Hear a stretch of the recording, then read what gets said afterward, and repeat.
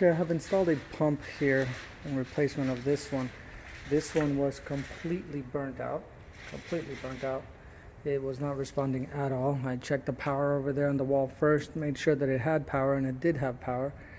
But unfortunately, the pump was not responding at all, so completely burnt out. I can tell by when I took it out, I couldn't tell much.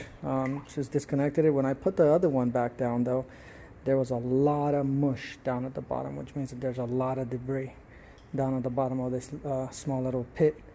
I know that you guys have a net there to collect some of it. Unfortunately, that's not the only place where debris can come in.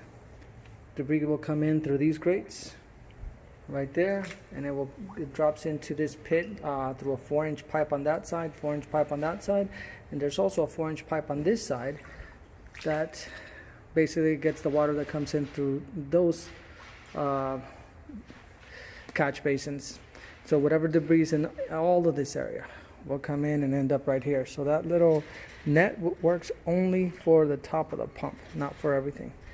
So this pump does need maintenance, especially when there's a lot of leaves out there. It's basically the bottom of the pit will end up getting filled up with junk, and it'll clog the pump. Nobody knows, and then the pump will just burn out because it'll just be working against all the leaves and not pumping anything out.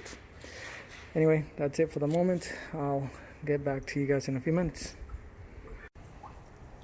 Okay, so it's been about 40 minutes that this pump has been running.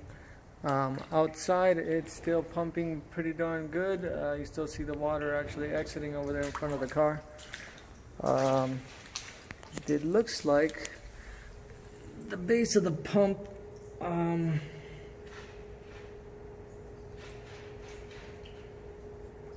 looks pretty dirty down there. So hopefully not too much debris gets picked up to ruin the pump. It's kind of hard to see, but I do see some leaves kind of getting to the edge of the pump over there. We'll see. I'm gonna wire this thing up and make it a complete installation. I'll go walk out and show you. After 40 minutes of pumping, the thing is still pumping okay.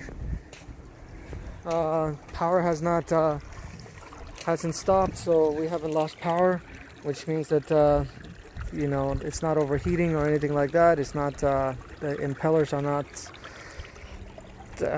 trapped within the debris, so we're looking okay. So I'm gonna go ahead and hardwire the whole thing and leave it in place. That sump pump pit does need to be serviced at least once a year is what I recommend. Our charge to do that would only be $150. Remember, our minimum is only $125, so we're just adding another $25, and that would mean that we're gonna pull the pump out, clean out all the debris at the bottom of it, and get it ready for another year. So $150 is definitely worth spending instead of having to go through this thing every single rain season.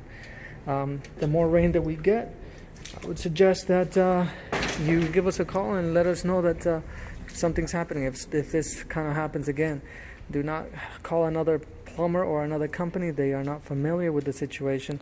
I would highly suggest that you give us a call. We're familiar with what's going on with your pump, with your system. Would probably be the best call for you to make. Thank you, and I'll talk to you guys soon. Okay, water level has already come down a lot, but we still have at least another, in my opinion, couple of hours more to drain this whole thing out. It's been about an hour that it's been pumping. I already hardwired it into there because of the new conduit that was installed the last time. It was fairly simple to actually run the wire. Boom, hardwire it, and that's the end of it all. And for the moment, this is a go. It's finished. I will write up any details that I can't think of right now on the invoice. Thank you.